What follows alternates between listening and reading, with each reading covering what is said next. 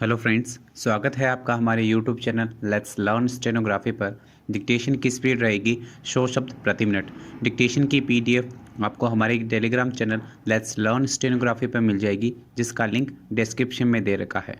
Main dictation से पहले 1 minute का ट्रायल डिक्टेशन बोला जाएगा, जिसका आपको अनुवाद नहीं करना है, आपको सिर्फ मेन डिक्टेशन का ही अनुवाद करना है। डिक्टेशन में कोमा, विराम और पैरा बोला जाएगा, इसलिए सभी ध्यानपूर्वक डिक्टेशन लिखें। तो चलिए सबसे पहले 1 मिनट का ट्रायल डिक्टेशन लिखिए। ट्रायल डिक्टेशन शुरू होगा 5 सेकंड बाद।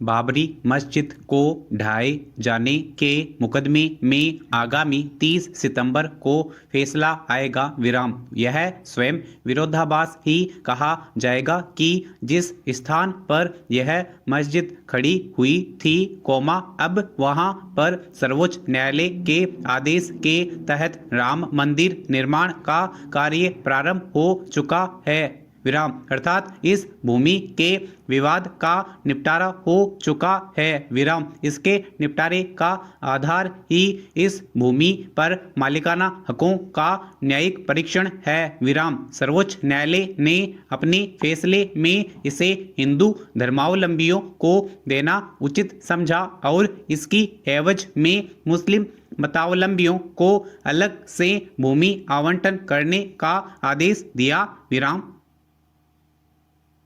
यह था आपके ट्रायल डिक्टेशन। अब लिखिए मेन डिक्टेशन। मेन डिक्टेशन शुरू होगा 5 सेकंड बाद।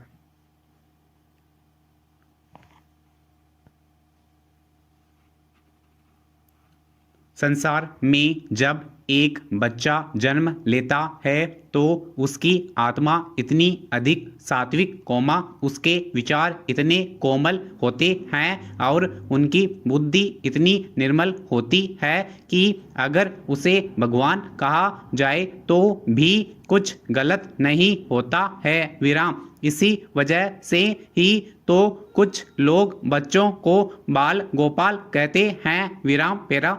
जिस तरह से वह सभी के संपर्क में आता है तो उसके विचारों और बुद्धि में भी परिवर्तन होने लगता है, विराम। इसकी वजह से वह समाज में जो कुछ भी देखता है, कोमा, सुनता है और अनुभव करता है, कोमा, उसी की तरह ढलता चला जाता है, विराम। एक दिन वह बालक या तो उच्च स्थान पर पहुंच जाता है या तो दुराचारी बनकर समाज पर एक कलंक बन जाता है, विराम, पैरा।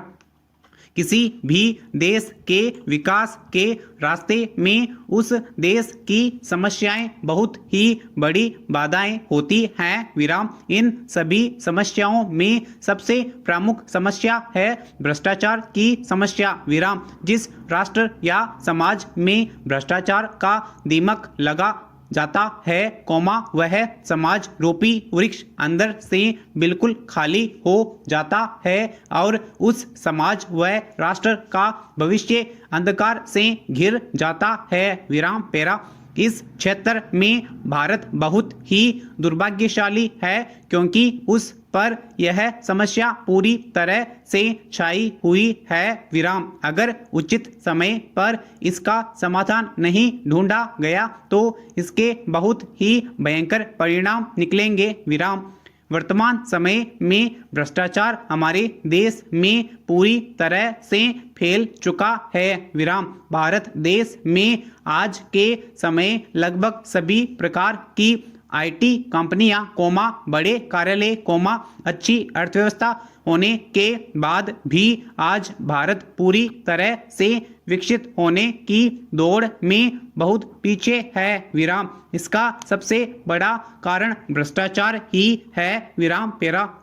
भाई भतीजावाद, कोमा, बेरोजगारी, कोमा, गरीबी इसके दुष्परिणाम हैं, कोमा, जो लोगों को भ्रष्टाचार की वजह से भोगने पड़ते हैं, विराम। जो मनुष्य का दुराचार होता है, कोमा, वहीं पर यह अपना व्यापक रूप धारण करके भ्रष्टाचार की जगह को ग्रहण कर लेता है, विराम। कुछ लोग भ्रष्टाचार को बहुत ही संकुचित अर्थों में समझाते हैं, विराम, पैरा। अगर मैं अपने विचारों को व्यक्त करूं तो भ्रष्टाचार वह बुराई होती है, जो समाज के अंदर ही अंदर खोखला करती रहती है, वास्तव में भ्रष्टाचार की स्थिति भी एक राक्षस की तरह होती है, जिसमें काला बाजार उनका दूषित हृदय होता है और मिलावट होता है उनका पेट, रिश्वत भ्रष्टाचार के हाथ हैं और व्यवहार और अनादर इसके पैर हैं, सिफारिश इसकी जीभ है तो शोषण इसके कठोर दांत हैं, यह राक्षस बेईमानी की आंखों से देखता है और अन्याय की नाक से सूंघता है, जब भ्रष्टाचार रूपी राक्षस अपना रूप धारण करके निकलता है तो समाज रूपी देवता भी घबरा जाता है, अपने आसपास के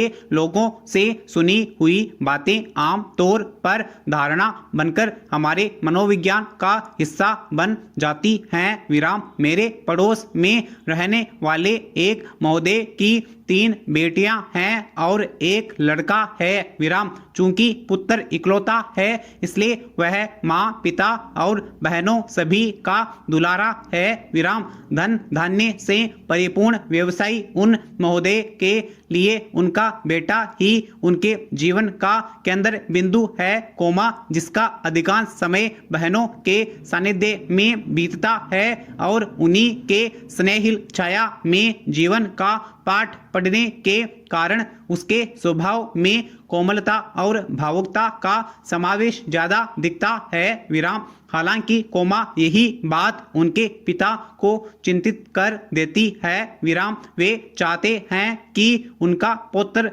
रोबदार और मर्दानगी के प्रत्यक्ष गुणों से भरपूर हो और यह उसके आम बर्ताव में झलके, वे उसे ज़्यादा से ज़्यादा सुख सुविधा का उपभोग करने और घर से बाहर अपने हम उम्र साथियों के बीच वक्त बिताने, घूमने फिरने की सलाह देते रहते हैं, क्योंकि उसके अनुसार मर्द घर के बाहर ही अच्छे लगते हैं, घर के भीतर रहने वाला और माँ, बहनों और पत्नी के साथ ज़्यादा समय बिताने वाला और बात बेबात भावुकता का प्रदर्शन करने वाला पुरुष कमजोर या मऊगा कहा जाने लगता है, दरअसल किसी पुरुष या लड़के के लिए यह सब हमारे समाज विशेषकर ग्रामीण समाजों में एक प्रचलित शब्द है, इसे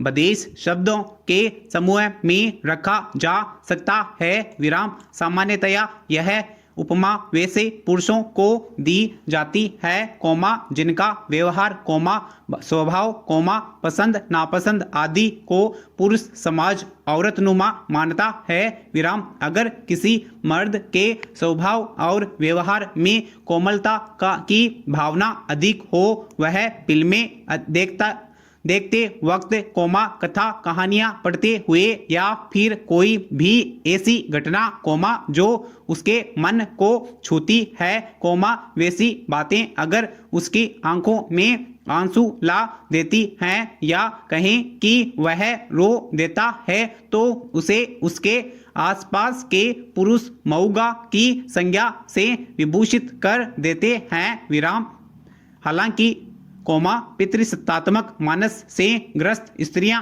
भी इस तरह के पुरुषों को कमजोर मान लेती हैं, वैसे लोग भी जो अपने काम के अलावा अपना अधिकांश समय घर में व्यतीत करते हैं, शराब सिगरेट जैसे दुर्व्यसनों से दूर रहते हैं, अनावश्यक लड़ाई झगड़े या अन्य असामाजिक गतिविधियों से बचे रहते हैं, महिलाओं से मित्रतापूर्ण और समतामूलक व्यवहार करते हैं और पत्नी के फैसलों और अधिकारों का सम्मान करते हैं, उन्हें भी समाज में कई बार इसी तरह का तमगा दे दिया जाता है, एक बड़ा वर्ग ऐसे लड़कों या पुरुषों को मजाक और हिकारत की दृष्टि से देखता है विराम उन्हें कमजोर और कम अक्ल की संज्ञा भी दी जाती है विराम साथ ही उन्हें मर्दानगी से मुक्त मान लिया जाता है विराम पैरा।